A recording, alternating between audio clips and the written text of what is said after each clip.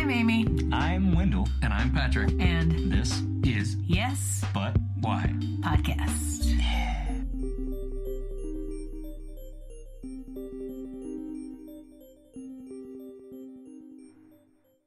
I do want to tell a story at some point. Something that happened to me like 2 days ago.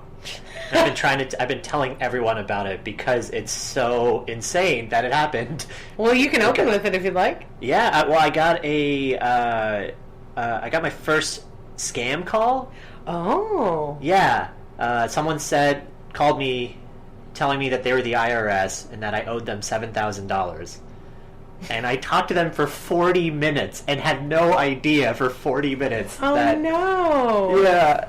Did you give them personal information? No, I like to think I'm smart enough to know they were like, so they had all these like tactics that I've been thinking about ever since it happened that got me. Like they kept telling me like if they like there's a consequence if I hung up. Like if you hang up, there's an arrest warrant that'll be issued to you immediately and they'll come to your door in 40 minutes.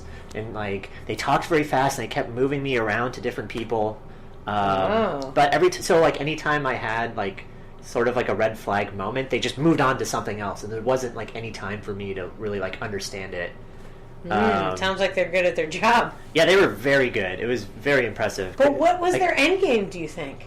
I'm always wondering this. Like just personal information? No, so this is, yeah, like if they asked me for my social security number or something, I wouldn't have told. Like I would have known, I know that much at least. But for this one in particular, they wanted me, so they said that I owed them back taxes from 2012 to 2016. Sure. And I had to pay them now. There was an arrest warrant out for me, and it was coming to me immediately, within 45 minutes to an hour, and I could either stop it, or they'll take me to jail. And they kept asking me that. They're like, do you want to like have the cops show up at your door right now and be arrested, or would you like to pay the $7,000? And I was like, well, I don't want to do either. And they're like, no, you can't. You have to choose one. Oh, sorry, I shouldn't yell. You're fine. Okay. It's like, do you want the arrest warrant, or do you want to pay the $7,000? Like, well, I guess I don't want to be arrested. It's like, okay, well, which one is it? It's like, I guess I'll pay the money. I don't really want to pay the money either. It's like, okay, so what you can do is you can drive to Washington D.C. and defend yourself in court. Would you rather drive to Washington D.C. or pay the $7,000? I guess if those are I'll pay the money, And so that was their plan, was that they wanted me to drive to to get a Western Union government check. Whoa. And then send it to them immediately. Made out to cash. Yeah. Made out to cash? What? Yeah. He used to... Oh, maybe that's an old reference. When you wrote a check, like a personal check, you could write it out to cash. And then whomever has the check can go to a bank and get it for cash. So, there's no... So, years ago, fraud... there would not be a paper trail with this person's name on it. Person would receive... It wouldn't be like, what are you, Joe Smith? Because you'd have to show an ID at the bank, because even though it was years ago, you still had to show an ID at the bank. But it was especially if they didn't know you. But it's like, if you wrote cash, any Joe Blow, you could drop that check on the ground, somebody could pick it up, it's their check. I see. See, I never use checks. I very rarely use checks nowadays. I don't even think they make checks anymore, to be honest with you. Yeah, it's all done now. But yeah, that's why I didn't realize how dated it had become. Write it out to cash. Oh, I'm sorry. No, it's not you. But yeah, it's hilarious. With the whole thing, there are all these things that happen that is oh, I'm such an idiot. Of course, but I didn't understand. So immediately they asked me for my information. They're just like, what's your name? And I was like, Mohit Jaswal, Mohitjaswal. And it's like, what's your address? I was like, oh my God, my address. And then 15, 20 minutes later, she sent me to another officer, and then he explained to me that they sent me 2 letters in the past that I did not respond to, and that's why the warrant's happening now. And I had just moved within the last year, and I have 4 roommates currently, so in my mind, I was like, well, maybe that makes sense. But then I was just like, wait, which address did you send it to? And I just heard this pause, and it was 28 blah blah blah blah, this street. And I was like, man, that is my address. Yeah, I guess I just missed the letters. I can't believe it. And then it was only afterwards, like, you idiot, you gave them the address. Like, he was probably just reading the piece of paper that the Watch first out person for sent your, you. you didn't give him anything other than your name and address, did you? That was it, as far as I can remember. Watch out for other, like, mail fraud. Oh, no. Save your name and address now. See, I've been wondering what else they could do with just that little bit of info. But They could probably do a lot of things, but don't worry about it because they're not great. like I've had my I try to be easygoing about it because I had my Social Security number stolen like 4 or 5 times. It really hasn't affected my life that deeply. They really sell you a hill of beans about how, like, if somebody takes it, you're up Schitt's Creek, and you're not. yeah, I wonder about that. Like, Nothing happens to you. I wouldn't know what to do with someone's Social Security number. If you say it happens to you, you know what you do? You call a hotline and you leave a message. And nothing happens after that. At all. Really? Nothing at all. You don't get a new one, or I don't know. No, that's it forever. I mean, your Social Security number is your Social Security number. You're not going to get a new one. But, I mean, they can put it on high alert, and mine's on, like, constant high alert. They're always asking me weird questions. I'm like, oh, yeah, okay, right. I'm me. But no, this was when I was in right after college. I moved to New York City, and I got a bank account at HSBC, which I found out later watching a documentary was one of those ones that was stealing a bunch of money from everybody. So, whatever. But hey, they were nice to me in this moment because when I went to apply for a new account, the woman was like, "Your Social Security number shows associated with a different person." And I was like, "Oh yeah," and I had the card with me, so I was like, "See, it's me though." And she's like, yeah, I do, I see. And she's the one who helped me get the information. She's like, well, hey, if this happens, you know, you need to call, I had to call some, like, verification company, like an official bank thing, where, like, I checked in with them and they said I was cool and they gave me, like, an okay code, and then I gave it to the bank. Mm-hmm. The bank gave it to me, so I figured it was legit. I wasn't like, okay. But then she gave me this number and was like, this is for people whose Social Security numbers are stolen, so you should contact it. And it's just a government, like, voicemail where it was all like, hello, thank you, I'm terribly sorry you're having trouble with your Social Security number. Please leave us a message about what's happening to you, and we'll get back to you if we need further information. I mean, whatever. So did they call you back? No, never. Never, ever. Oh, okay. Never heard about it. Also happened when I was a child. What? My Social Security number was stolen. And I was a child, and the record showed I was a child. So they were like, excuse me, sir, you're trying to buy a house with a child's Social Security number attached to your application. And then he skedaddled. But and then we got a letter, because, you know, letters, to my parents that said, so-and-so is using your daughter's Social Security number. Can you send us a copy of her Social Security number, like a copy of the card to, like, this federal agency to confirm? I was like, sure. The funniest thing about federal agencies is they don't talk to each other. The other thing that's funny about federal agencies is the IRS is not going to arrest you. Yes, and well, yeah, everyone explained that to me. It's okay. After 40 minutes, like, of being on the... Eventually, they hung up on me. The guy was just so fed up with me, and I'm not giving the information to him? I wasn't doing it on purpose either. I was just sincerely wondering what was happening. Yeah. And, like, eventually, he was just like, you gotta go to... you got to drive out. You have to get this, you know, bond right now. I was like, well, I can't. I'm at work. He's like, Mr. Jaswal, some things are more important than work, and and this is way more important. You have to go. And I was like, well, I don't think I should. I'm the only one up here. I'm a projectionist at the Alamo Draft House. So sure. I was like, I'm the only one up here. It's like, you have to take this more seriously. And it went back and forth for this whole... Eventually, I just heard him go like, and then hang up. And then I immediately called my dad. Because anything serious happens, I gotta call my dad. And I was like, this is what happened. I think the IRS is on me. Has this ever happened to you? I think I owe them $7,000 and the whole thing. And then he was just like, well, sounds like you're going to jail for a very long time and we're not going to see you. Your I was dad! like, you're joking. He was like, of course I'm joking. Google IRS scam. It happens all the time. Like, they never call you. I'm like, they don't call you. It's such a dad joke to give to me. It was I like, like not funny, the idea not too, good. where he's like, "Well, I guess she'll be in jail then." Like as if in reality that would be his reaction. No, that seems like a logical place for my son to go. Yeah. Jail. It's like what? Like he messed up. That's it. The end of that. You can't mess with the IRS. So Why that- didn't you pay him originally? You're like, Dad, I did. It's like I've done some dumb things that maybe I did another dumb thing. I don't know. Yeah. It's yeah. alright. You can be real dumb and people aren't really gonna... It doesn't really hit you that much. All sorts of things. Like I know that, you went to college and stuff, but lots of people that don't, I'm always like, it's not a big deal. It doesn't matter at all. Like, one of my friends has a 16-year-old son. We were just chatting about school or whatever, because he babysits the baby sometimes. And I was like, he was telling me about some grade he was worried about. And I was like, hey, man, don't worry about anything. In the end, no one will ever ask you about your high school grades. Never, ever. Mm-hmm. I go, once you get to a certain point in your adulthood, which is usually 21, no one cares what happened before that. No one will ask you questions. Mm-hmm. They're not going to look at your transcripts. There's no permanent record of any kind. Just be a nice dude. Literally all you got to do. Whole life.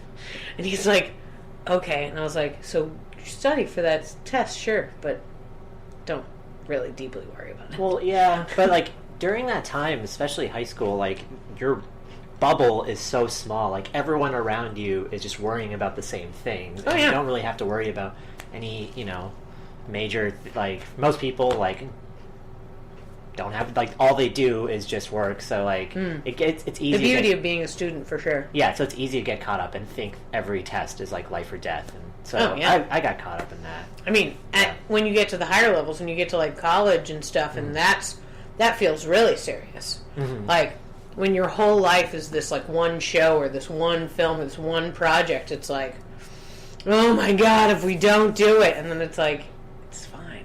Like you're gonna be all right.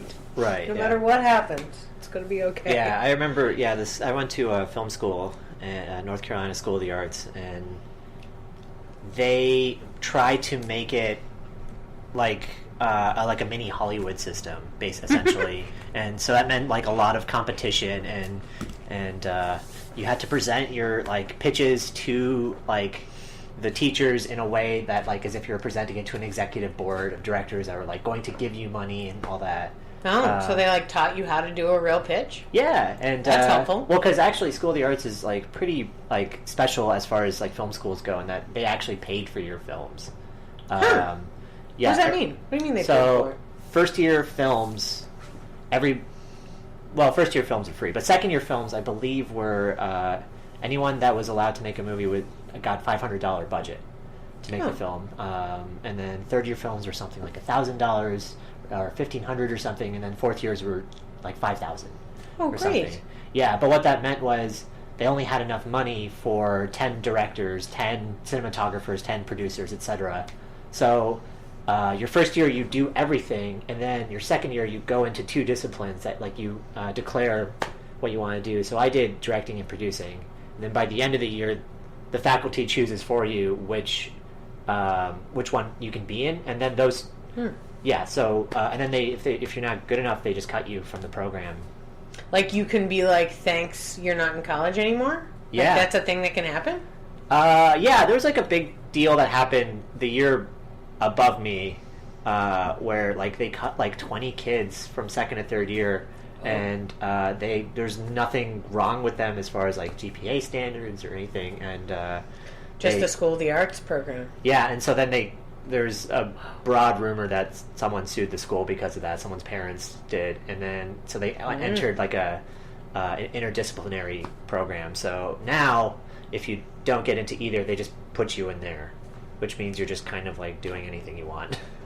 But you don't get to make a movie through the school. You don't get that funding and go through that whole process. Or get the degree at the end that says you had the School of the Arts degree. No, you get that. Oh, so if you're the interdisciplinary peeps who are kind of in the low totem pole, you still get the... Yeah, you can still... It's essentially you still attend class to do everything, but you don't get that that free money and the like, that little like pitching system that everyone else went through, essentially. Sounds like it's not exactly free money so much as earned based on the pitches. Yeah, free money wasn't right. It was extremely stressful to get that. Yeah, but that's really how interesting that they taught you how to do the pitches. Like, in what manner? Like, the only time I ever hear people talking about pitches, because I'm very comedy centric right now in my life, are like television shows and stuff like that. But did they teach you how to pitch like a movie to a studio? Like, was that the style of pitching, or was it as if you were pitching to like an arts organization trying to get funding, like grants? Kind of like that, which I yeah, it wasn't like, it was mostly just like getting to the point of your film, like understanding the theme of the film, and just like explaining why this movie is important, what's your connection to it, and just kind of like guiding people to do that, instead of like what's the movie about, not explaining the plot, because most of the time people don't care about that when there's money at stake. It's and then that part can even change too. Mm-hmm. So it's like, what do you feel? Right, yeah, and then it got deeper, like having like a budget already made, or like having the crew already assembled, like lookbooks, just explaining like the look of the film, things like that, and then it would just depend on the faculty, like how deep they wanted to go with it. If it was just like this like 1 to 3 minute sort of elevator style pitch, or if it was this really broad like process involving everything I just said. Yeah. That sounds awesome, though, that you have the experience of doing that. If only just because you probably will be expected to have that kind of information when you're making movies with studios. So now that you know what to do, because I was thinking, like, there's a lot of different things that I want to take a few little classes, not because I really, like, intend to move to Los Angeles at any point in the near future, but because I think it's my duty to teach people how to move to LA. Like in my opinion, I'm going to keep teaching, so I want to go and find out how you do things in the real world, so that then I can go, okay, if you'd like to really do this, take this workshop with me, and then I will teach you what I've learned, because you are going to go to there and need to do this, and I want to help you, because in my mind I just want to help people get the work done. So I love this.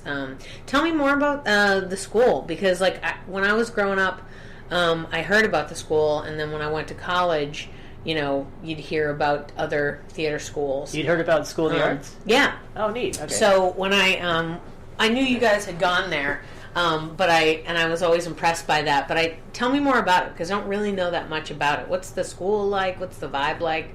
What was your like directing and producing stuff like?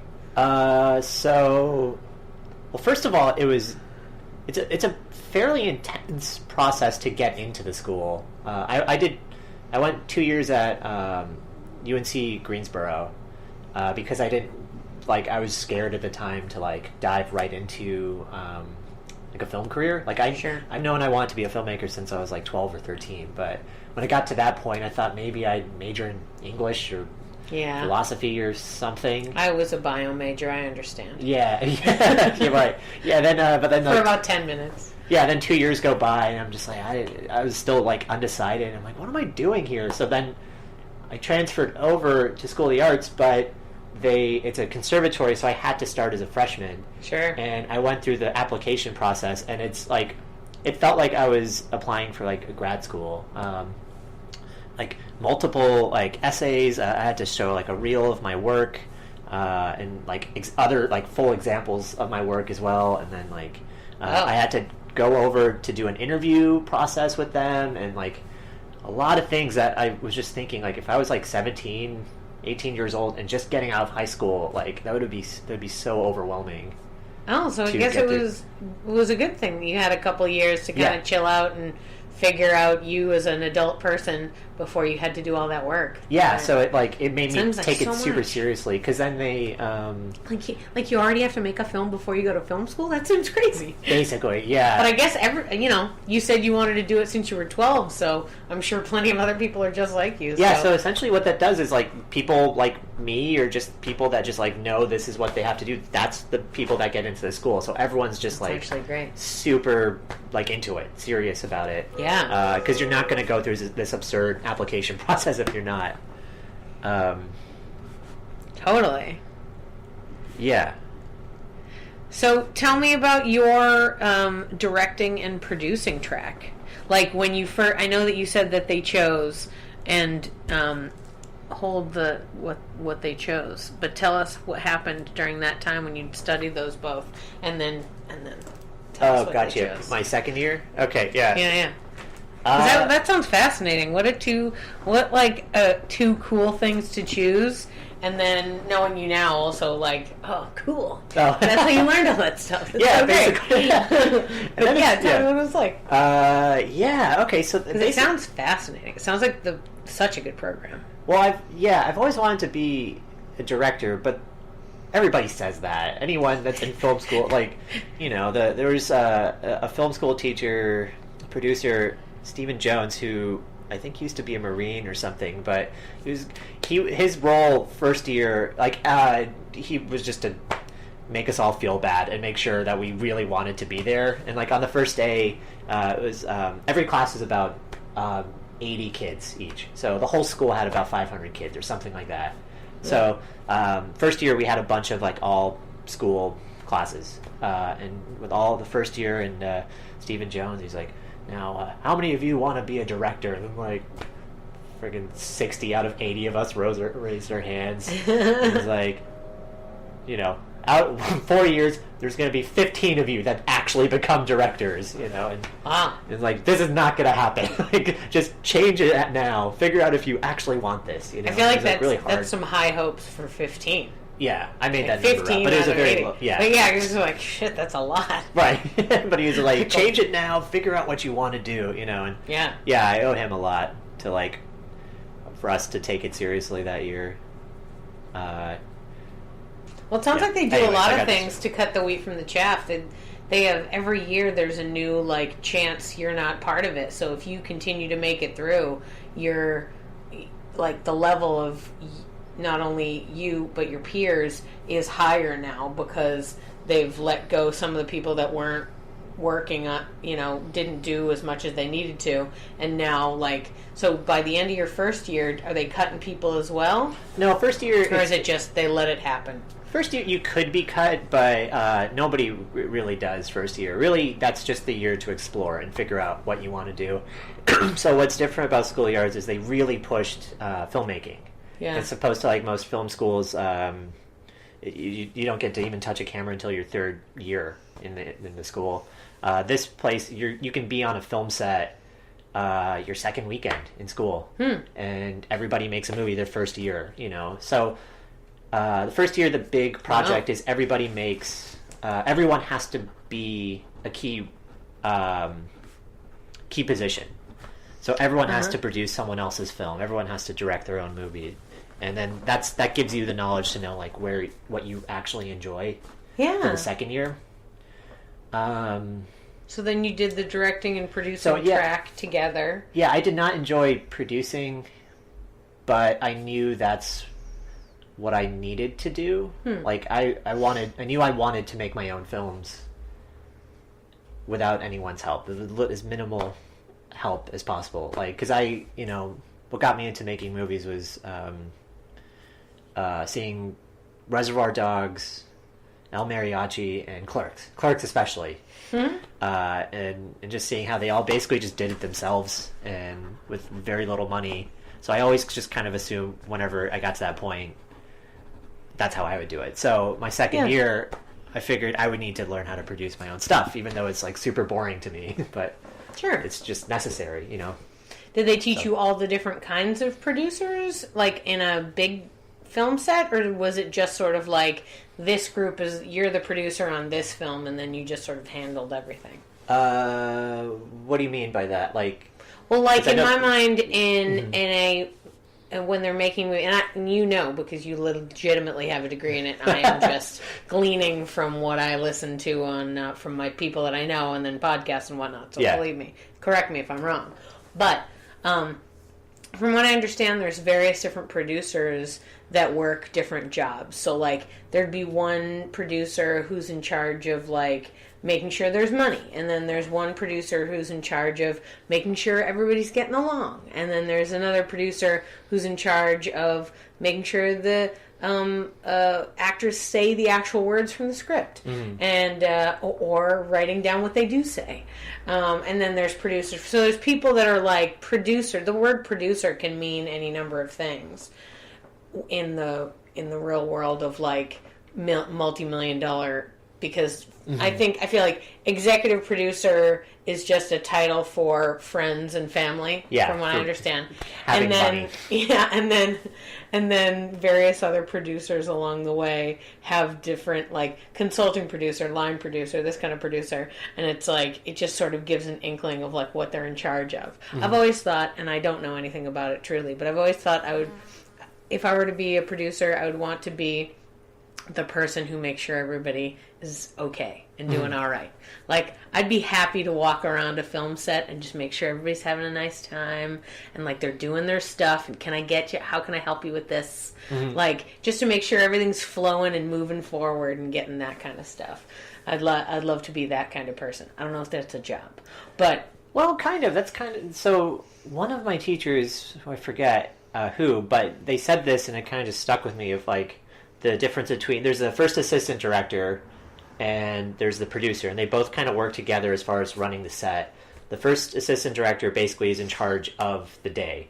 They're the schedule, shot by shot, and they like make sure that they end the day 12 hours a day and make sure everyone's just like where they need to be when they need to be there, you know. And then the producer is kind of there for the whole day, the whole like the whole arc of the schedule. They're making sure the whole thing is working. like big picture. Exactly, first assistant director, day by day. And he was like, the producer, if their job is good, then they don't have to even be on set. They don't even have to worry about the day. They can just worry about the next day and keep going. So those producers that do show up, they're like, yeah, they're the ones that get to be very kind and open and just happy to be around because they know their job is done. If they did it correctly, all their job happened before the shoot even started. Right on. Like, they're in charge of, like, yeah, hiring everybody and getting locations and all that. Oh, okay. So, yeah, that's how that ends up happening. Like, the super all right, nice so they script. handle the, like, setup of the whole thing, making sure they've got the permits and the locations and the people to do all the work, and then the action happens, and they just facilitated the whole thing. Yeah, so that's kind of how we did it Okay. in school. And then, like, you can break that down and, like... So the director's just another creative part. Like there's a costume designer, and there's a director, and there's an actor, and they're all sort of different creative parts of that part. And then there's, assistant director seems like in live theater would be sort of stage manager-y. Yes, exactly. Stage managers, yep. But the producer is a more of an overarching role. Yeah, and they really stress, like, the role of a creative producer. So, I guess in their ideal world, the producer would find a script, like find a screenwriter that has a script and like get that script from him and then figure out the best talent involved to work on that script. They would like this director, I know his work, I've seen their reel, they would be best for this. And this cinematographer, the way they light would be great for this. And then they bring in and so it is, in a way, it is the producer's vision just as much as everyone else's. Well, yeah, they're putting all the paint together before the painting gets put together. That's fabulous. That's interesting to think about. Yeah.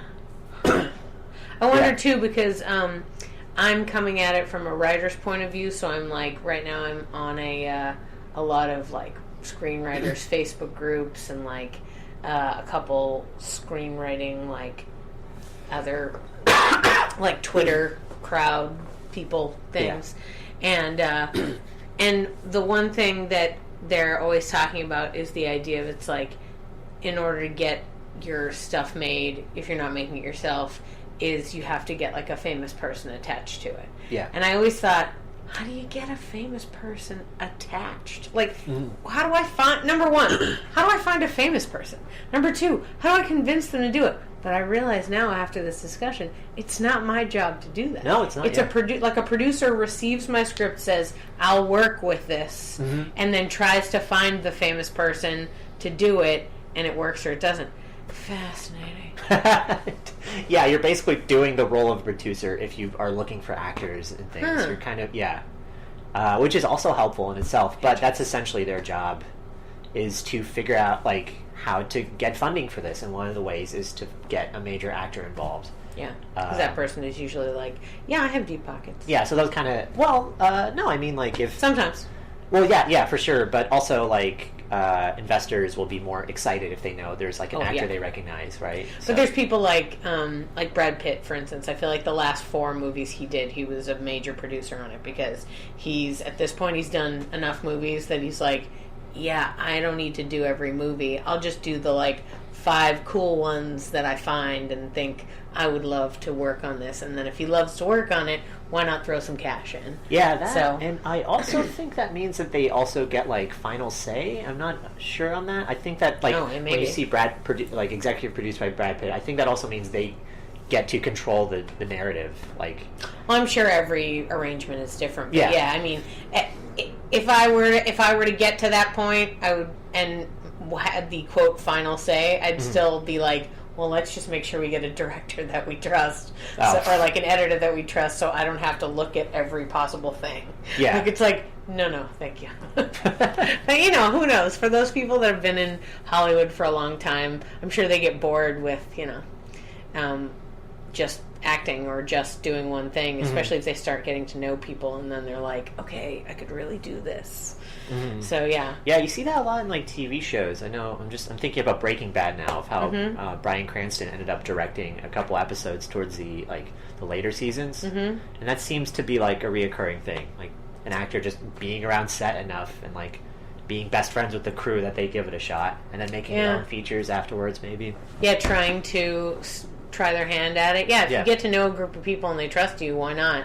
Be like, hey, I'd love to try this. Yeah, let's do it. I mean, there are some, like, what was I can't remember what show it was, but it was like, I was watching some really deep, intense movie, whatever it was, and at the end, I looked at the, like, list of a director and actor and all the things, and the director's list of movies he had worked on had a few really whimsical, funny, and I was like, what? How is... This is so different, and I just thought how fun it is to, like, have the ability to try on different hats and to infuse your style into that. Tell me about the directing. So spoiler alert, you decided directing was your thing. Yes. You took the directing and producing tracks, and at the end of the year you were like, no thank you, I'll be a director. Did the school agree? No. Oh, no! It gets even more, like, there's some drama involved with that. Oh. Yeah. You can share or not share, no pressure. Yeah, it's essentially, I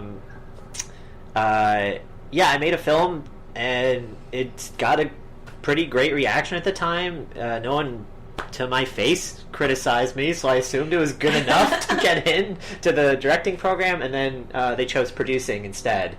And I was just so fed up because I really, like, it's like a real, like, just bust your ego, you know? It's like, this is a thing I've been working towards my whole life, and these, like, 5 teachers decide that, like, my dream is not happening anymore, and I just got really, like, fed up about that. So Interdisciplinary came out, so I was one of, like, the rebels that was like, I'm not choosing producing, I'm choosing the interdisciplinary. No one knew what that...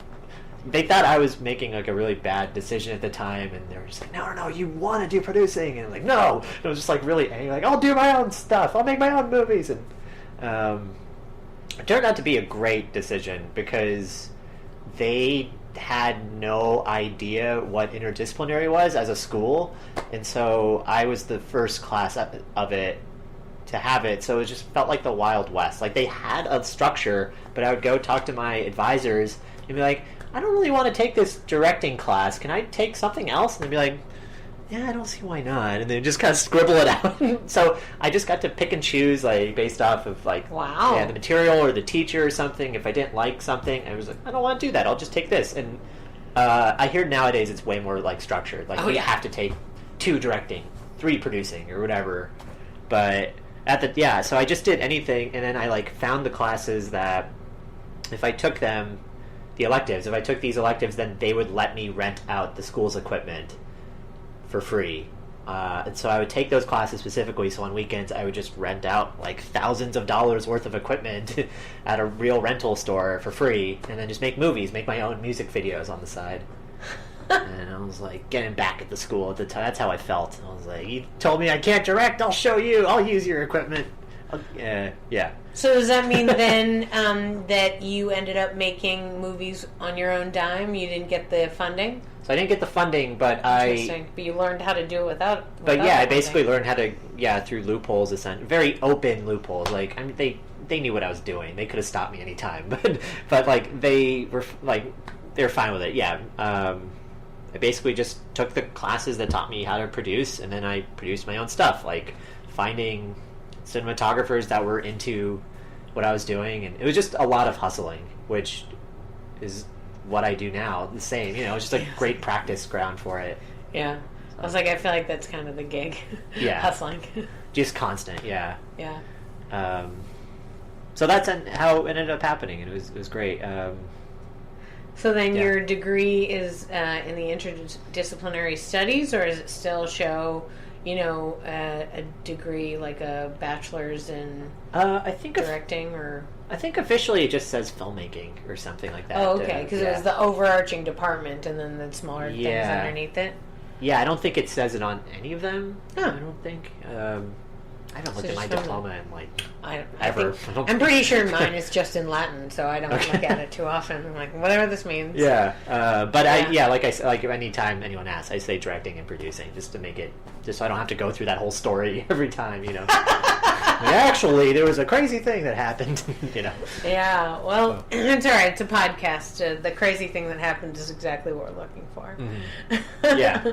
So what happened after college? What was your first adventure? How did you dip your toe into the filmmaking world outside of college? Well, I knew I wanted to do comedy in some form, but I didn't know what that meant exactly, like how to get to where I wanted to be. I didn't know what those first steps were. So I talked to one of my producing mentors, Bob-Goss, and he was a producer-director that lived in New York City for most of his life. And so I knew I wanted to do comedy, and I wanted to move to New York. I don't know why. It just felt like the right thing. It feels like that's where comedy lives, believe me. I understand. I moved there, too. Yeah. So tell me what it was like for you. And what year was it when you moved to New York? Or wait, am I jumping too far? Oh, yeah. So I basically asked his advice a little bit, but skip to the end. So I asked for his advice, and he was like, well, I know a couple students that work for College Humor now, if you want that. And I was like, yeah! And so I had an interview, and I got this like production assistant job with College Humor.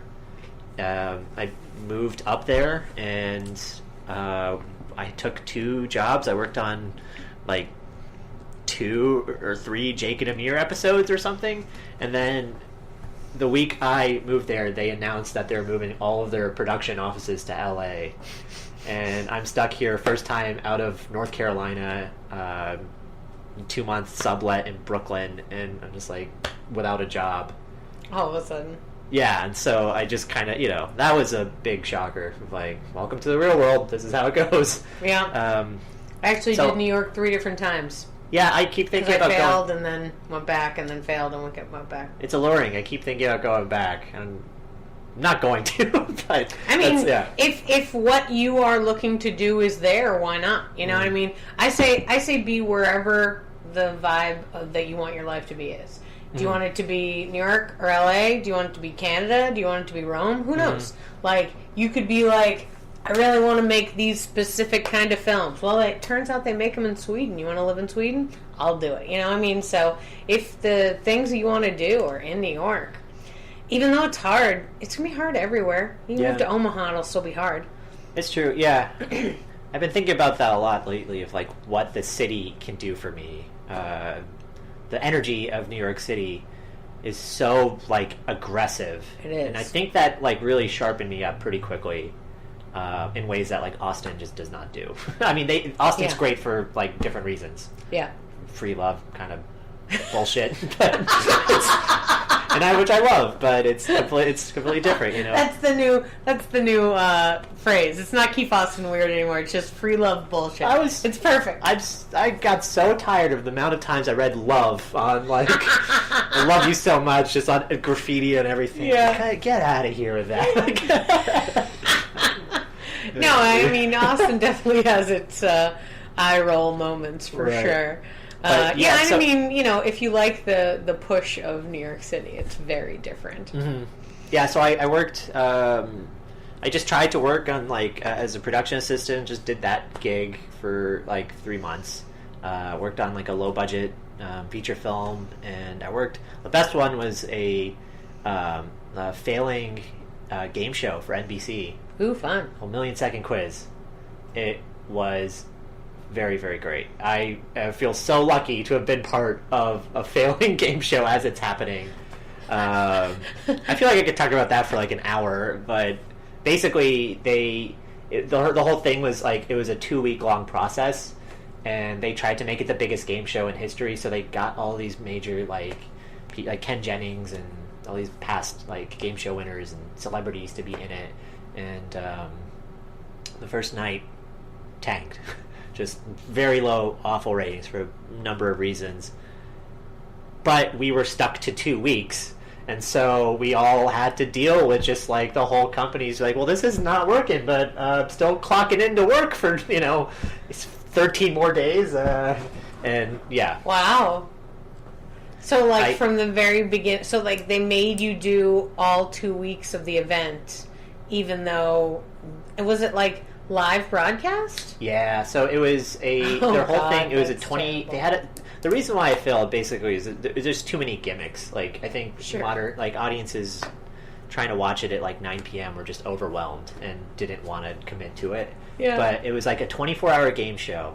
It was like part reality TV show, part game show. So like contestants could like the top something like 8 contestants on the ranking board would have to live on site, and we were only live, and you could watch them on the NBC website. So it's kind of like a Big Brother-ish thing, sort of. Yeah, exactly, partially, and then we were only live show once a night. Yeah, every night at like from like 8 to 9 or something like that. But then you could continue watching online or something. What a crazy thing! Yeah. What year is this? 2014-ish, I think. 2014. Oh, okay. Yeah. So it wasn't like crazy to see people like 24 hours a day. Yeah, it was around the time where it was still like I think that's died down a bit since, but you know, they don't do it as much anymore. But I wondered if it was like this was the first time they tried it, like this was earlier, and so people were like, "What? I'm not interested in that kind of stuff," you know? Yeah. So I wondered where it was in the timeline of people being interested in watching a 24-hour situation. Right. I mean, people have watched, you know, panda bears for 24 hours, so it's hard to tell what people really want to look at. But yeah, so I was in charge of my station was like holding the contestants until they like, you know, and like I remember it most in like American Idol, like usually the first episode of just like Ryan Seacrest is like, let's take a look at all the applicants or whatever. It's just like a montage of like the same shot of like, you know, my name's Cindy and I love gymnastics, or, you know, whatever. Yeah. I brought people into the room where they got to film those things, and like they like filled out a form explaining like what like just what 3 interesting facts about you, or like why are you here, just like something for the director to work with. Yeah, the guy was super great at his job, and it was so fascinating to watch these people like turn on these personalities, you know. The contestants, yeah, like they go into the room and it's just like, you know, all right, when I say action, you've got to say, my name is, you know, he like looks at the sheet, Gregory, and like, you're into math. Yeah, say you love math so much. It's like, I love math. I get it. Okay, you know, and some guy from Nebraska, like, this is his biggest dream is to be at New York City on this game show, you know. And it was just like heartwarming and sad and really endearing, the whole process. So did the whole process still continue? There was a winner, and that winner won something, despite the fact that there was no audience excitement? Well, yeah, so they had to give a winner, and it was like a million seconds. So there's like, the way it worked, it was like also like a Who Wants to Be Millionaire style game show with like multiple choice, and you're battling someone else for like a minute at a time or something, and whoever got the most questions right would get on the money chair, and if every second you were on the money chair you won like $1,000 or $100 or something.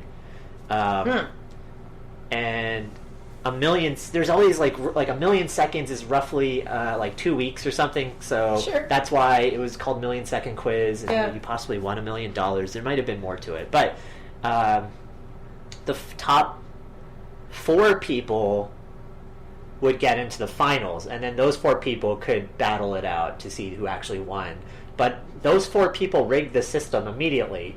They all found out that they were the top, and so like basically they like helped each other out to make sure that they were going to stay the top. They did, like, the idea was like it's a battle, like who could be first, who could be, like who's gonna get it. But like once these 4 people got in the top, they just like talked to each other like, yeah, let's just help, like let's make sure that no one gets us out. And so they yeah, and so they made sure I don't remember what exactly, but like they helped each other. Did they make this decision once the show was kind of tanking heavily, or no? This was early on. The contestants, 4, yeah. No, they just. I mean, I don't think they knew that it was. Oh, they didn't know because they were living on set at the time. Oh, and, right, probably best. Yeah, right. Yeah.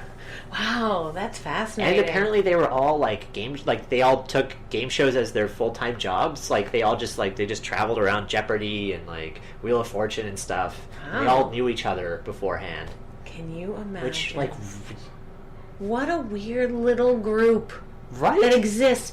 Isn't that funny? Yeah, the whole experience. Yeah, like I had no idea until that there are people. Oh my god. Right. Every time I find out about a wildly specific thing like that, it's like, that's fascinating. I was like, these guys are so smart. That is so wild, yeah. Making great choices in life. Makes me think of Magnolia. And, yeah, right, yeah, because I thought about that too, and I didn't realize it was real. Like, like to that extent, like seeing it firsthand, They're like talking to each other, like, "Hey, great job on Jeopardy last week." Yeah, and basically, they're like, "This guy, he was on Jeopardy 2 weeks ago, and this guy, I know. I only know a very little bit about game shows because I was a little obsessed with Press Your Luck, and it very recently came back. Like it's not current, meaning like nobody is doing the show, but the episodes from the 1980s were put onto this channel called Buzzer, which is an antenna channel that you can get, and then Amazon picked up Buzzer, so now I can watch every episode of Press Your Luck. Oh no! And I have multiple times. I'm sure. Yeah, but because there's only like 3 or 4 years in it, and I've like become obsessed that like I've read as much as I can on the host. I know all about him, his life and his death, like the guy that like figured out the system, because like I don't know if you know Press Your Luck, but it's multiple screens, like a little box moves around and you get whatever dollar amount is underneath the box, but the screen changes between like 5 different screens as it's moving. So it could be on $1,000 and then switch the other screen and you get like loser or whatever. Oh, gotcha. So this guy figured out the rhythm of the switches and won so much money to the point where they had to establish a rule that people couldn't win more than a certain amount. Like, once you won a certain amount, you got retired. Like, once you won X amount, they'd go, "Thank you so much for being on the show. You've reached our limit, so we're going to have a new person with us. You have a great time with your winnings." Because this guy had, like, figured it all out so much, and he was just winning so much that they were like, "This guy's taking all of our money."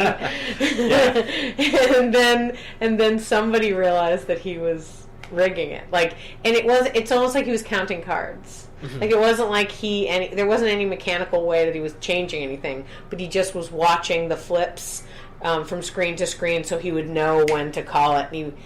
Because it's a computer, and it was a 1980s computer, so it was probably easy to follow. Right. I mean, I've watched it every episode, and I'm always watching it to try to see if I can't figure it out, and I cannot figure it out.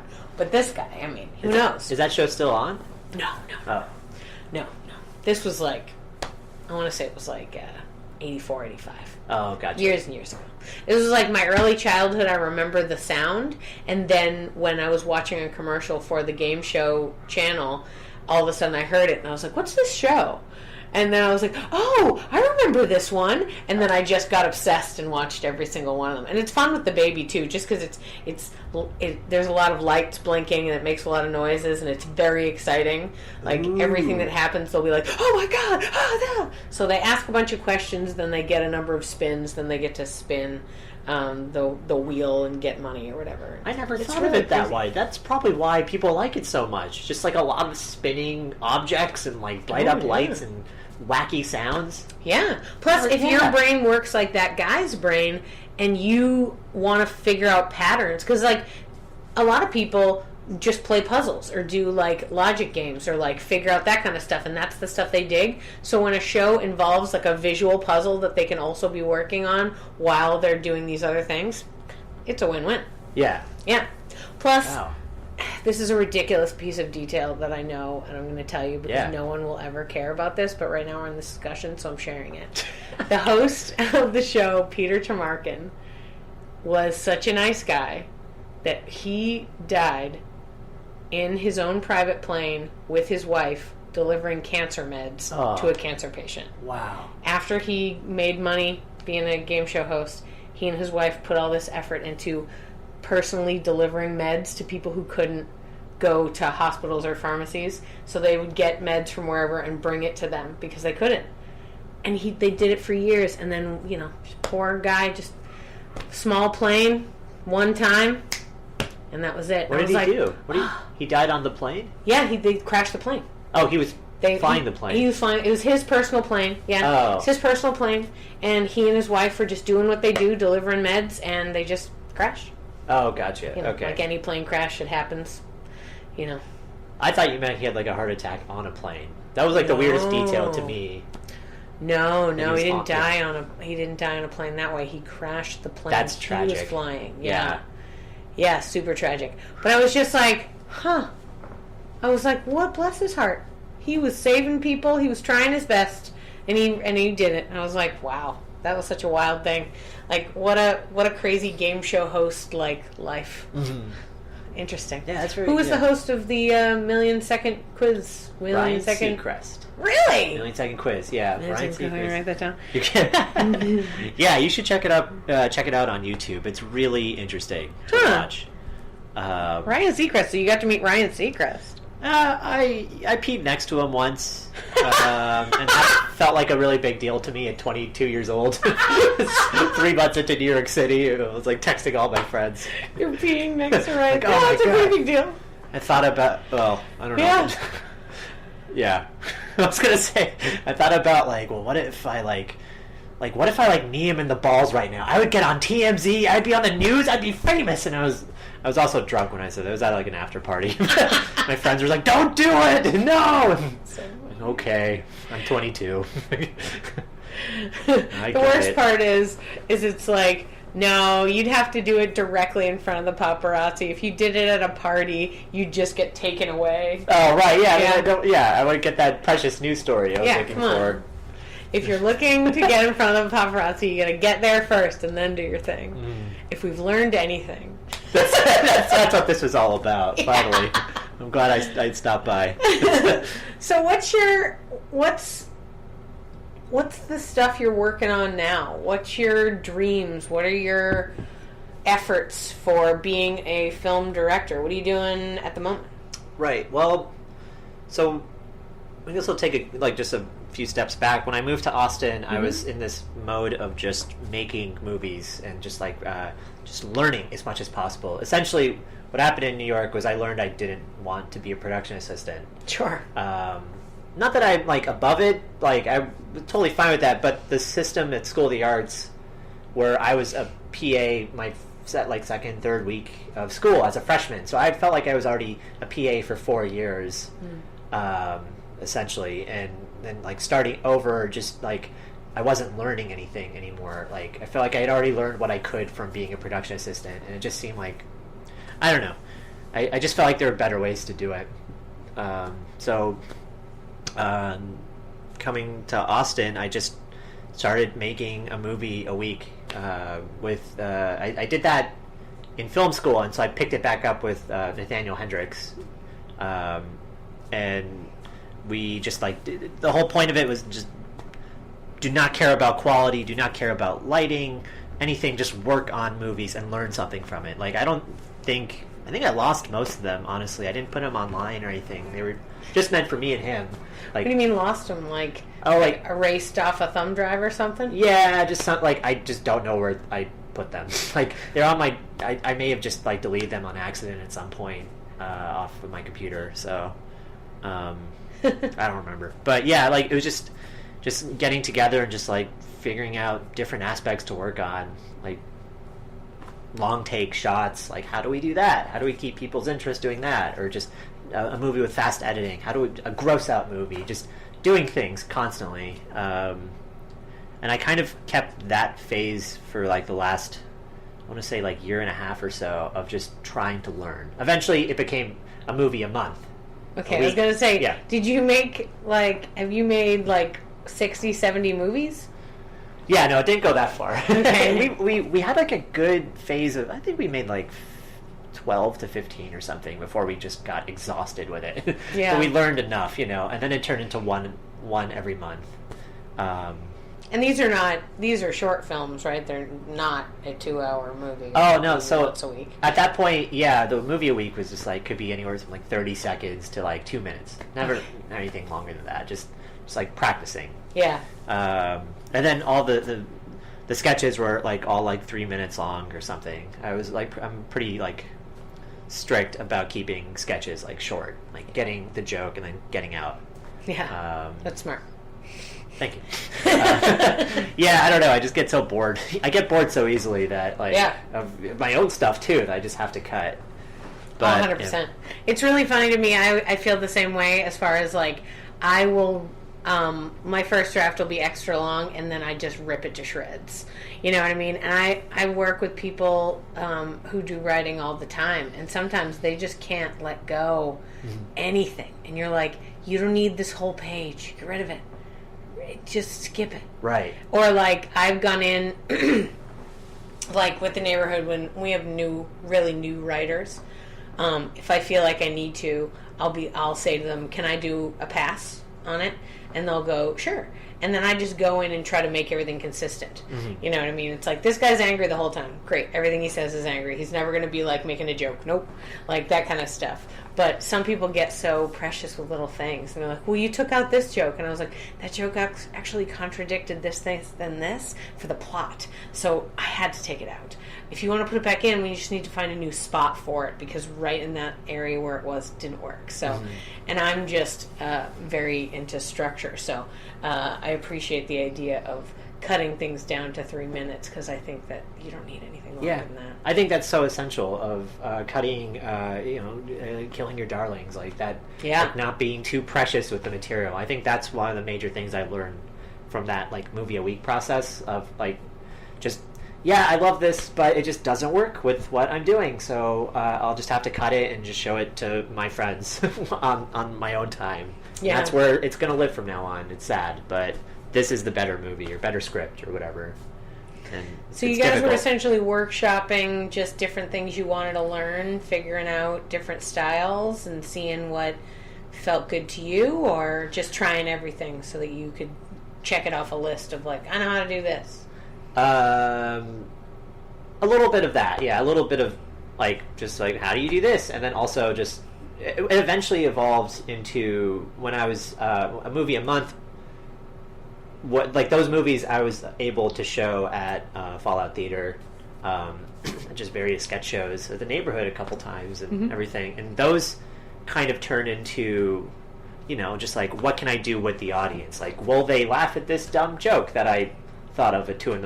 And like, oh, they laughed there, but they didn't hear. And then it, like, those videos I made with the Texas Dog Show, the video sketch group I was in, or still am in, were like, they were created out of like aggression, of like me being really frustrated with my life, and like, like New York didn't work out, and all this other stuff wasn't working out, so I just tried to make really angry, gross comedy as like a catharsis,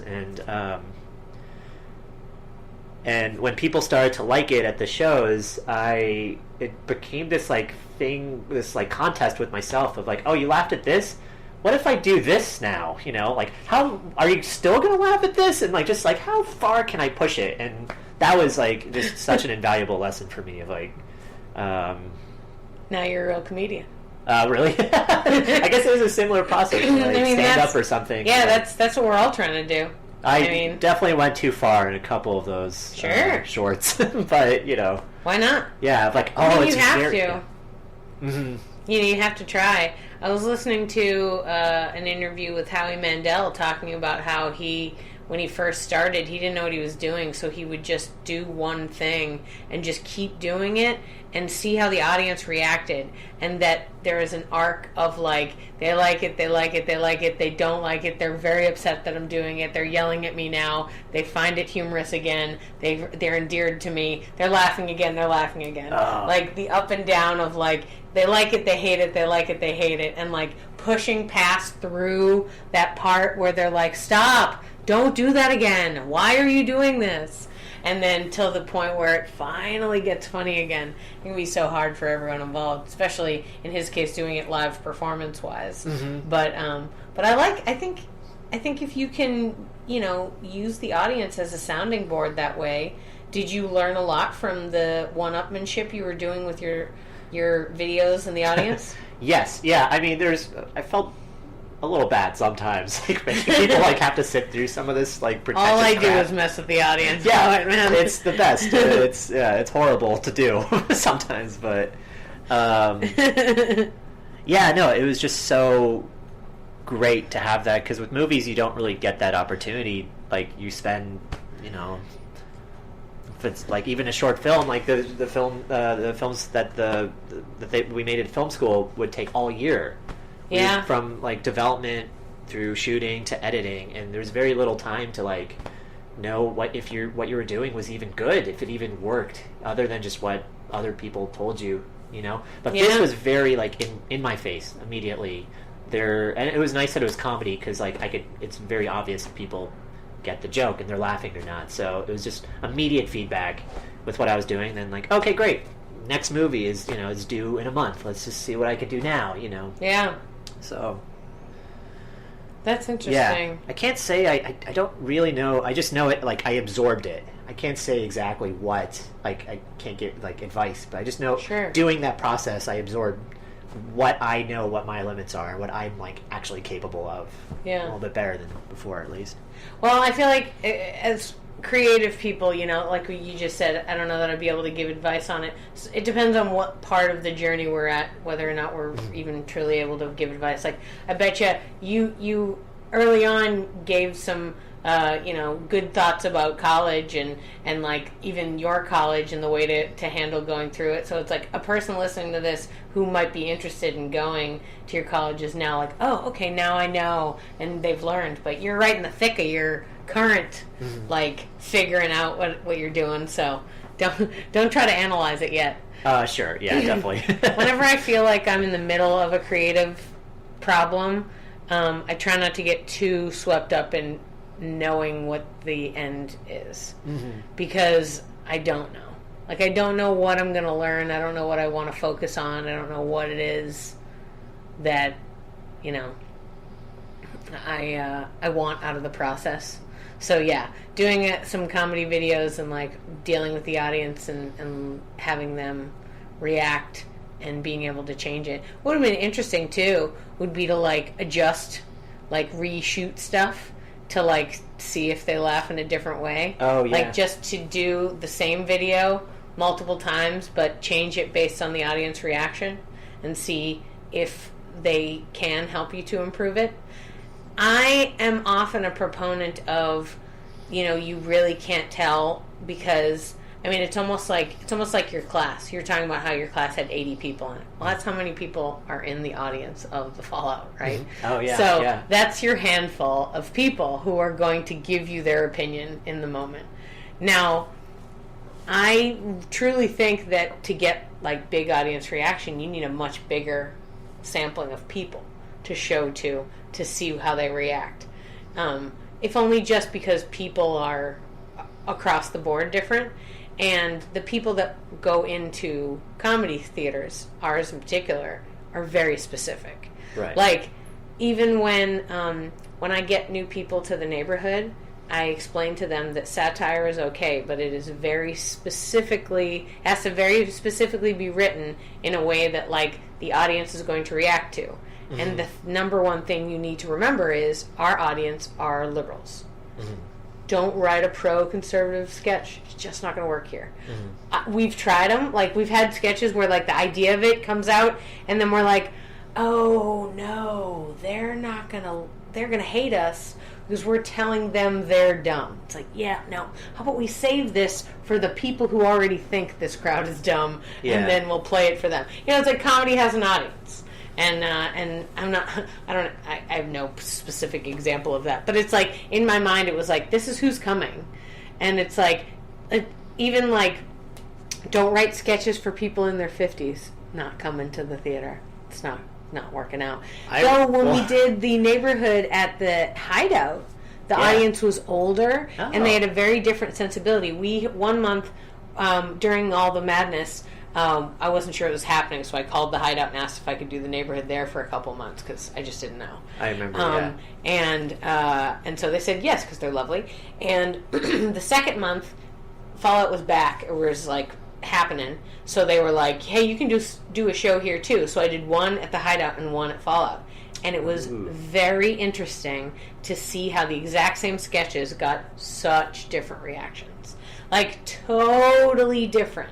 The parts that they loved, absolutely the opposite parts.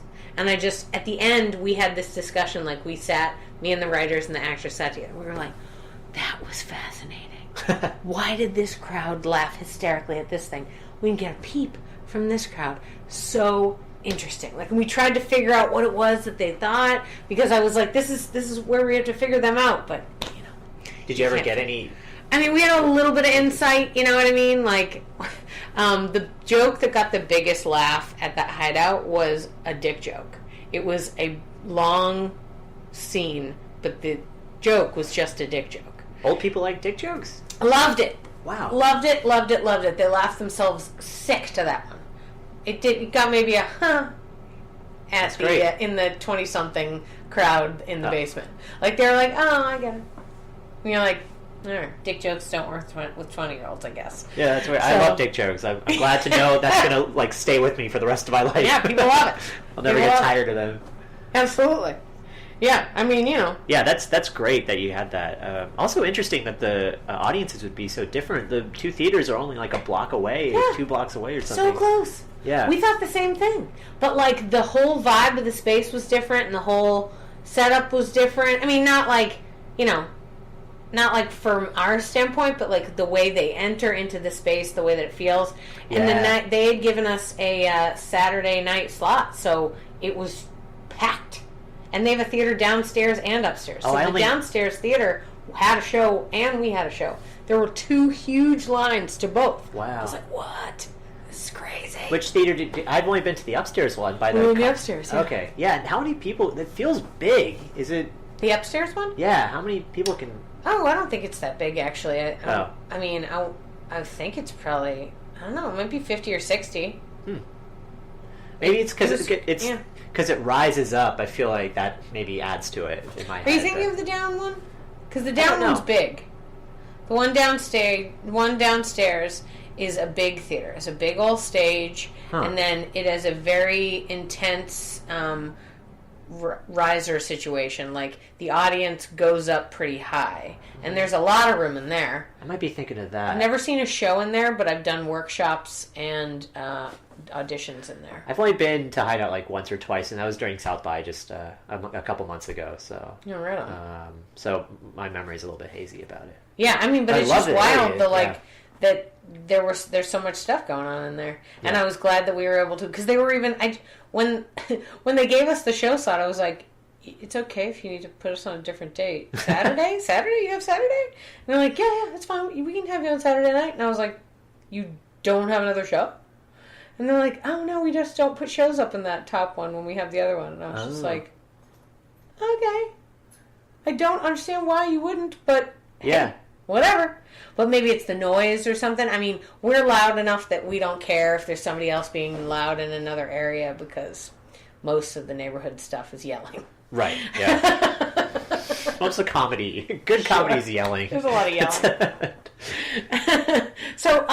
So now we're here in Austin, and despite the fact that it doesn't have the intense, push of the energy of New York City, does it still creatively fulfill you in its way? It does, yeah.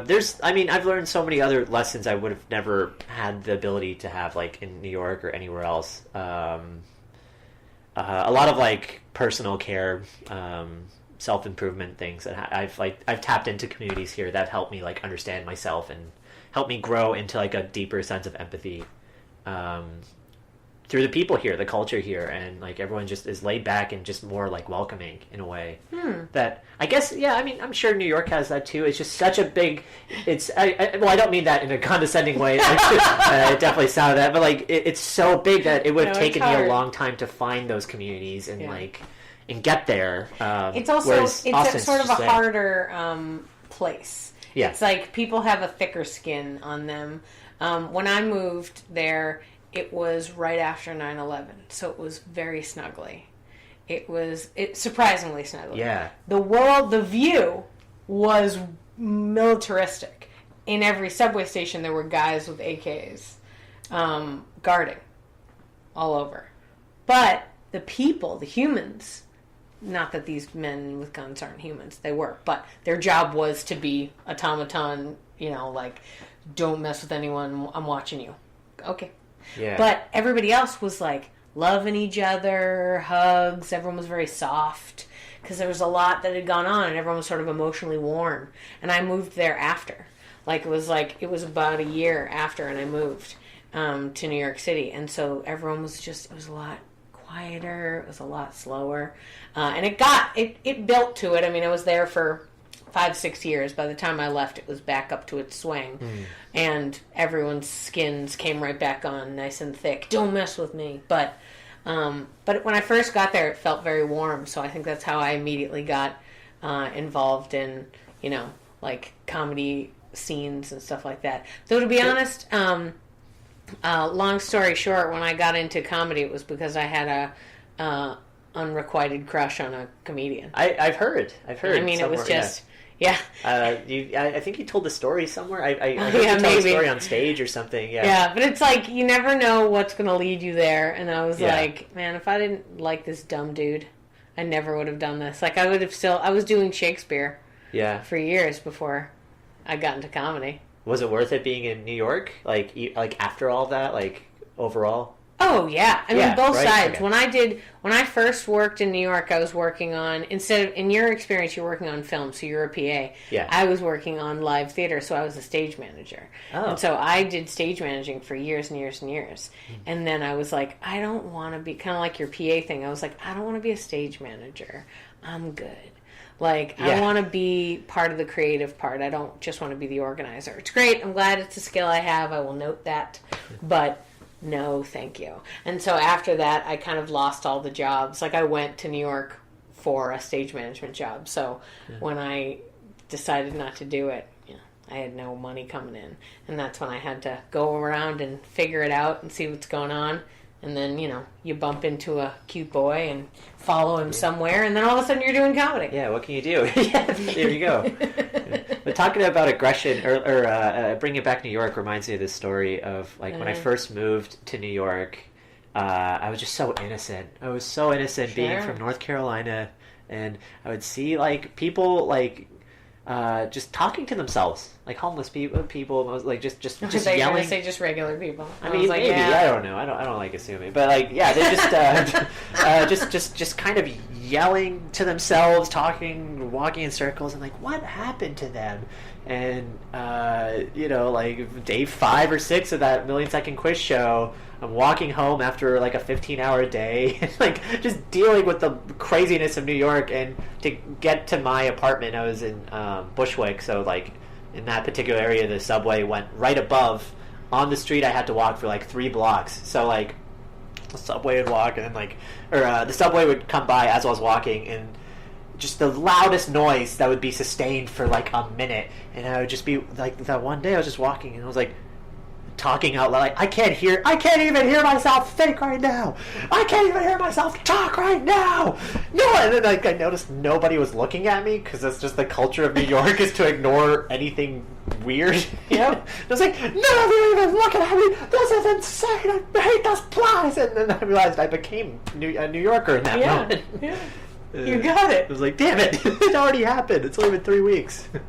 My theory of New York is that it's mob mentality, like, every minute. Like, when when people get into crowds, they can be easily swayed, because, like I said, we're animals. So, doesn't matter. If we're in a big crowd and something happens and people get scared, people get trampled all the time with something like an enclosed space and there's a fire alarm. People get trampled. No one's trying to murder people. No one was like, I'm going to go to this event and stamp on a person's head. But they're scared, and in that fear they go do that. And same with New York. There's so much happening. The loud noises, the craziness, the inconvenience of literally having to walk so far to get to the entrance. You're like, God, why can't I enter there or there or there? Nope, the entrance is way down here on that far end corner, and by the time you get there, 3 trains will have passed that you will have missed all of them. And you're like, so there's a lot of frustrating shit that happens there. And I feel like because it's so packed in, the energy of our frustrations rub off on each other. Like, we can't get away from each other. You know what I mean? Like crying on the train, or having a really deeply emotional moment on a train. It is packed with people, and whatever you're reacting to, a breakup, or like a weird date, or like a job interview that didn't go well, you could bawl straight out, full on, in the middle of that subway station. No one's going to look at you. No one's going to judge you. And no one's going to, hand you a tissue. Like, all of those things. But they'll feel it. And they'll, even if they don't, they, like, get that little tinge of that emotion comes with them when they get off the train. And then they bring it to the next. And it's like all the energy just built up together. Because you can feel it, like, physically feel it. When you... Yeah. Because I'm from Boston. And so I didn't fly to New York City. I took a bus in the first time I ever went. And the energy, like, as soon as you cross the border into the city, you feel the nervous energy. It's like, like, you get it. And you're like, okay. Yeah. So, yeah, it's weird. It's wild getting into, Penn Station. I don't know if you ever had to take the train in, but, being in this very nice, gentle, quiet train, and opening the doors and just being blasted with the worst of New York City, the worst of Manhattan, right in your face. It was always, The hot, the smells, the noise. Just nobody's happy at Penn Station. No one. Yeah. Never. It's rough. Yeah, it's not a good time at Penn Station. It's almost like Grand Central is the sort of artistic version. It's beautiful. That place is beautiful. And somehow the flow of people works better. I don't know why. Well, there's it's just so romantic. Like, people have taken these beautiful photos and just paintings of the area. So you it's like being in Paris. Like, I'm in Grand Central Station. It is like being in Paris. You're right. Yeah. And Penn Station is just grimy and awful, and nobody's happy. It's terrible. Yeah. Oh yeah, it's terrible. Everyone's always sad, and nothing works. There's kiosks everywhere that tell you should be able to buy your ticket using this kiosk. Doesn't work. The people that work there, they have to, they have to deal with so many dummies just asking them the same question over and over again. I can't. So much stuff. I just, I have. It makes sense to me why they're just like, get over there, row 3H, just move now. Yeah. They have to answer the same question 50 times. Yeah. I would never want to. I've thought about living there again, and my husband is not well suited for New York City. He could never handle that energy. It would decimate him in the long term. And so I imagine now I'm in my 80s and I come into money somehow, and then I just go live in New York City. Yeah. It seems like I know it seems like the silliest place for a person to grow old there. You wouldn't think. You're like, you know how many stairs you have to climb in New York City? Why would you want to go there? But you can figure stuff around. And also, like, if you get yourself in a certain spot where you can walk to your grocery store or to the place, like the bowling alley or the movie theater, like whatever it is that you're going to do, like, that seems sweet. Yeah. A tiny little corner of the world. Yeah, you're in this big city with bustling, but if you just stay within your 4-block radius, like, It's funny because I've had the same fantasies of, like, growing old and, like, living in New York again. Yeah. It's not fun to be struggling there. It's one of my favorite cities to visit. Yeah. Maybe I'm not strong enough for it. I don't know. But I love visiting. There's so many great things about New York, places to see, and the people even, like, that are, like, living through it, making it through. Yeah, it's just all so fun and fascinating. But to go through those trains, going through above your head, and just the noise and it's so intense. The energy, too much. Yeah. Plus, Penn Station's got.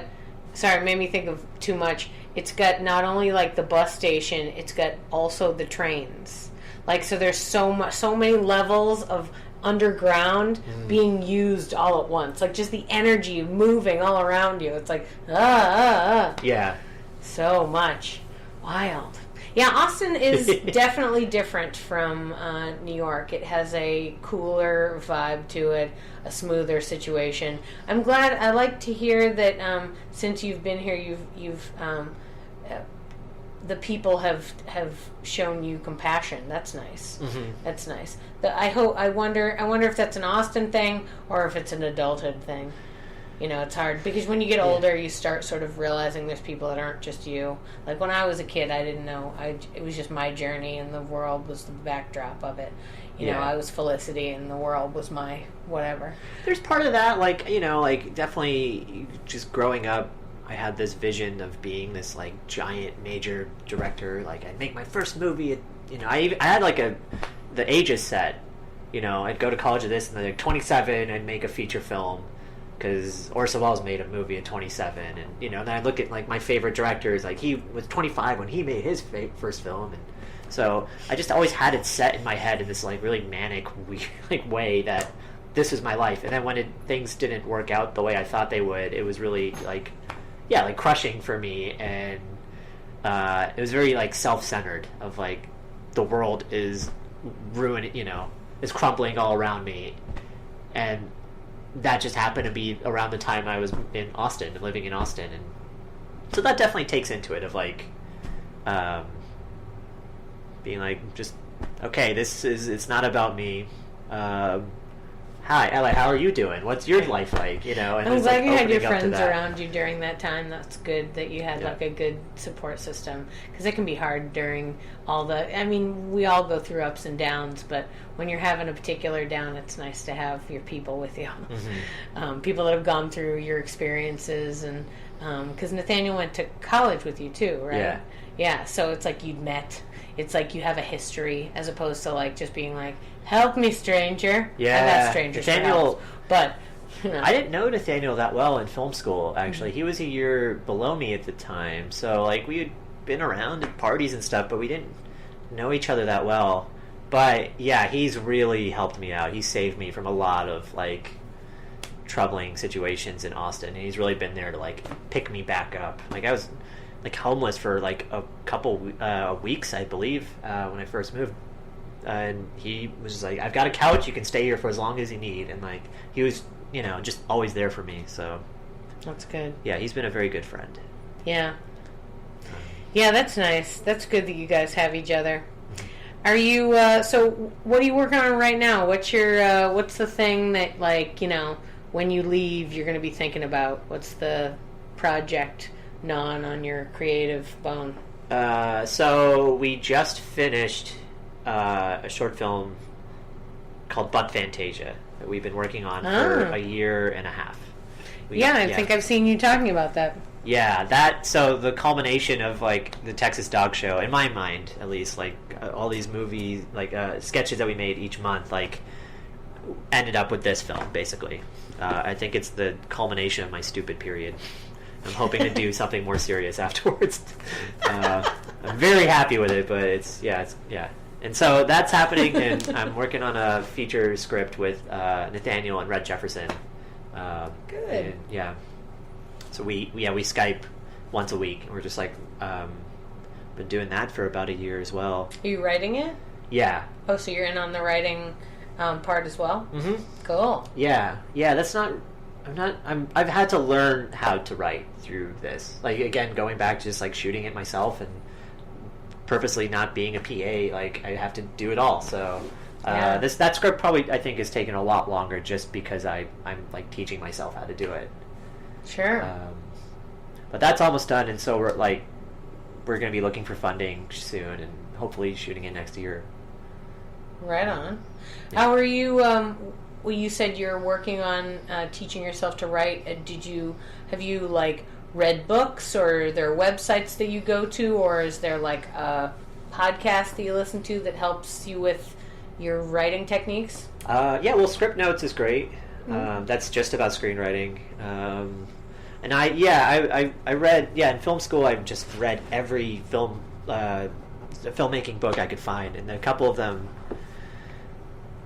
which I can't say off the top of my head right now, but I was like really into the hero's journey, so just like learning as much as I could about the hero's journey. Oh, actually, on my phone, I have as my wallpaper da-harmon's story circle, which you can kind of see. Oh yeah. Yeah. Yeah, I found that. Are you familiar with it? Yeah. Yeah. I personally have been looking up story structure when it comes to screenplays, because I wrote my first draft of one, and then I edited it 6 or 7 times, and then I put it down for a while to let it sit, and then I went back to it, and I was like, no. So now I'm trying to rewrite it, but I feel like I wasn't sure exactly if I was telling the story properly, because I was feeling like, oh man, I've lost these threads. So I started doing all this research on storytelling, and I found that. But I found a couple other things too. But I just wondered, so whenever I talk to somebody about it, and it's like, that's what I'm working on, so I try to pick people's brains to be like, what do you look at? What things are you into? Well, the story circle really opened me up. That's where I finally understood the hero's journey. Because I was like really hesitant about that whole thing of how like every story is the exact same. Like, you don't want to, like, it feels like, like you want to be your own person, your own creative stories, and have that. But no, da-harmon just like explains it really perfectly. Of like, we've been telling stories for like how many decades now, like how many hundreds of years, like. They're all the same. They all hit the same, whatever, like 6, 8. They're all the same 8 spaces, but it's how you get to those spaces. That's where the creativity comes in. Yeah. And so. Plus, we've all watched a movie that didn't hit one of those 8, and you were like, "Wait, what?" Because stories are in all of us. So when that doesn't work, you just know it intuitively. Like something's wrong, and usually what's wrong is they didn't explain one of the beats properly. Yeah. And it's wild whenever that happens. So yeah. It's tough when it's like a Hollywood movie too, because like my husband will pick movies back and forth. Like he'll pick one, then I'll pick one, and I like to pick real randos. I like trying to either I go with an actor and I'll just find something random that they did. Like I made us watch all of Nicolas Cage one time. Ooh. I was all like, no, let's do it all. Oh, he's great. I love him. But there's about 6 or so that are the exact same movie that he made. Bless his heart for doing all 6 of them. But they're just like him playing the same character with the same situation in a different city written by somebody else, right? Mm-hmm. But when you watch these movies, sometimes you'll, especially when you watch one where you notice the same thing, you're like, oh, did he... It's funny because there's actually two that he's in that are essentially exactly like Taken. And he just has different reasons for why he's seeking out the people that have kidnapped his whoever, his wife or his child, whatever it is.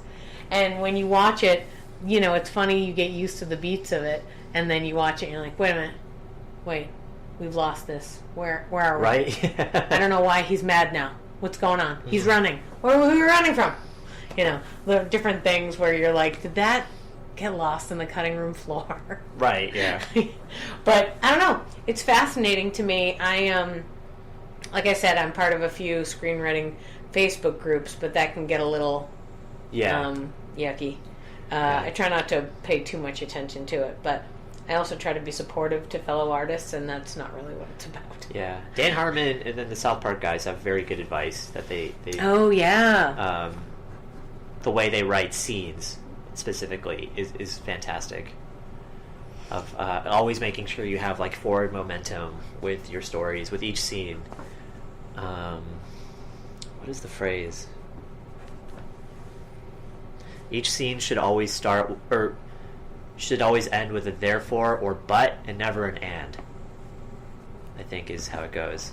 I had somebody on, there's 5 or 6 helpful people on the Facebook group, and this one guy wrote this long story structure thing that helped, where it was like, at the end of every part, you should have a new question. Like, but wait, what if she does this? Or, why isn't she getting the thing she thought she was going to get? Or, what happened to the dog?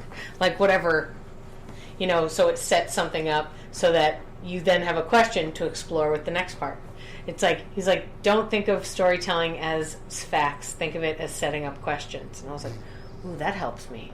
But yeah. I think there's just so many ways to say it because we're all creative in our own different ways. Right. So our brains all work differently. So then 7 people have to describe it 7 different ways, the exact same thing, for my brain to get it and your brain to get it because they're different. So yeah, really, yeah. And that, what I've gotten to the point at with the script, it's taken me so long, is just realizing I need to just write it, knowing I already have this in me, this structure already in me, and I just have to write it in a way that I find entertaining. And whenever like my like internal compass starts saying to myself that it's bad, then I can like rework it. And fix it. And just like, it's just a bad idea for me to be worrying about the hero's journey while writing it and worrying about hitting these specific beats or anything like that. Like, then it just becomes like a formula, and that's where it's bad. But it's great as like as a guide, as like a light posts. You know, when you're lost, you have that above to get you to the next step. Yeah, so you're like, wait, what do I need to do next? Yeah, right on. That's interesting. I find most of this stuff, though, is in the editing. The first draft is just word vomit. Yeah. Like, it's just get it out as quickly as you can. That took a while for me. I've gotten a lot better with doing that. Of just knowing the first draft will be terrible. Yeah. But it took a long time, just like, no, this line is bad, or this dialogue doesn't make sense, and just rewriting the same scenes. And you can't do that when you're doing long-form stuff. It just eats up time. You've got to get those pages down. Yeah. Get them to other people and to figure out where you're at. Yeah, totally. Fascinating. Well, good. I'm excited that you're working on fun stuff and that you get, new things in there. I'm excited to see Butt-Fantasia. That'll be fun. Yeah, I could show it to you soon. Yeah, it's finished. We're taking it way more seriously than usual. We're sending it to festivals and keeping it offline until we know where it goes. Yeah, exciting. Festivals are where it's at. Yeah, so we're really trying to push for we've practiced as much as we can in the last couple of years, and now it's about getting ourselves out there and figuring it out. So I'm pretty excited about it. Awesome. Well, thank you so much for sitting down with me and spending the time and sharing your experiences with the audience. So future filmmakers can hear it and go, oh, okay. Oh, yeah. I can do that. That seems fine. Oh, this is so great. Yeah, no, I'm so happy that you asked me. This has been so fun. Good. All right. Good night. That was great.